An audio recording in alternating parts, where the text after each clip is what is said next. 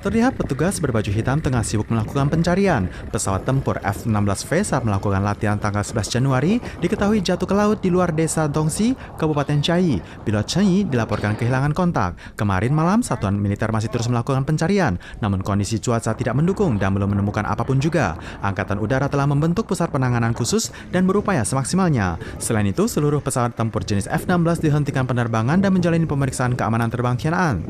Pesawat F-16V dengan nomor penerbangan 6650 tanggal 5 Januari tengah melakukan latihan persiapan perang jelang Imlek, sekaligus memamerkan kemampuan pengoperasian lepas landas dadakan. Namun tanggal 11 Januari pukul 2:54 sore, saat lepas landas dari basis Chiayi terbang ke area latihan tembak dan hendak melakukan pelepasan rudal mendadak hilang dari radar. Pilot pun kehilangan kontak.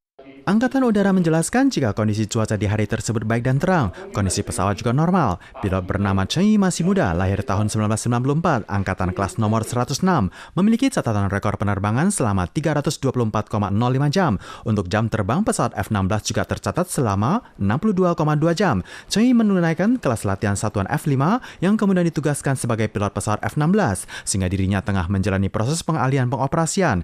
Di hari yang sama, insiden pesawat jatuh juga terjadi di tempat lain. Sebuah pesawat tempur F-5E milik Angkatan Udara Korea Selatan dilaporkan jatuh tanggal 11 Januari di area pegunungan, dan satu-satunya pilot dalam pesawat dilaporkan meninggal. Sebuah helikopter medis milik Amerika diberitakan jatuh di Pennsylvania tanggal 11 Januari. Tercatat ada 4 orang di dalamnya, termasuk seorang bayi, selamat dari insiden tersebut. Sementara itu, pesawat penumpang kelas ringan juga dilaporkan jatuh di Bolivia, Amerika Selatan. 12 Januari, Taiwan dilaporkan ada penambahan 92 kasus baru impor, meliputi 58 penumpang dengan masa penerbangan panjang. 34 lainnya menjalani karantina dan diketahui positif. Selain itu ada 4 kasus lokal. 3 diantaranya adalah klaster Bandara Taoyuan yang meluas. Satu lagi adalah kasus baru di kota Taipei, di mana hingga kini masih tidak diketahui sumbernya. Namun karena indeks CT yang tinggi diprediksi adalah kasus lama. Petugas hotel karantina di Taoyuan yang positif telah merambah hingga ke ruang lingkup pekerjaan. Adik angkat sang petugas juga diketahui positif. Tempat kerjanya di salah satu pabrik elektronik di Zhongli juga tertular. Tanggal 11 Januari ada 4 kasus baru. Kini gedung pabrik terkait untuk sementara telah dihentikan pengoperasiannya. Dan 280 orang yang masuk dalam lingkaran pantau juga tengah menjalani karantina terbaru. Selain itu, ada 3 SD di kota Taoyuan yang dilaporkan ada pelajar yang positif tertular. Mempertimbangkan pelajar SD yang tidak divaksin dan kemungkinan saling menularkan saat sekolah, maka Wali Kota Taoyuan Song Wen-cha mengumumkan semua SD baik negeri dan swasta masa liburan musim dingin dipercepat sepekan. 入境的确诊个案不断累积，不断增加。那春节前风险仍高，这一次孩子的传播力也是很惊人。那因此我们 既然已经考完期末考，就提早放假。 Pandemi telah merebak hingga ke lingkungan sekolah, pekerjaan, dan publik. Untuk memutuskan rantai penularan, Kota Taoyuan tidak semata memperluas pemeriksaan, namun juga memaksimalkan vaksinasi. Pertanggal 12 Januari, selama 5 hari berturut, membuka pelayanan vaksinasi dosis ketiga tanpa harus mendaftarkan diri terlebih dahulu.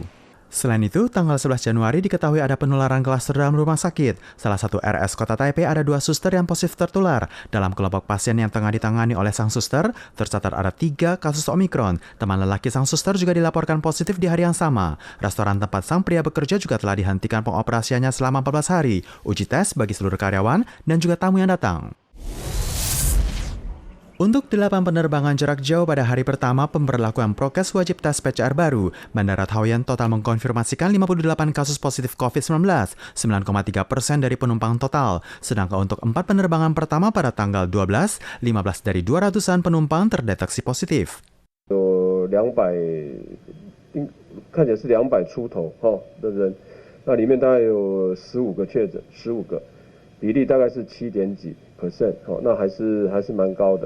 Penyebaran Omikron di Eropa semakin cepat. Pekan lalu jumlah kasus bertambah 7 juta lebih, 2 kali lipat dari jumlah 2 pekan lalu. WHO khawatir separuh populasi Eropa mungkin terjangkit Omikron dalam 6 hingga 8 pekan mendatang. Juga mengingatkan jangan terlalu pagi menganggap pandemi kali ini sebagai endemi.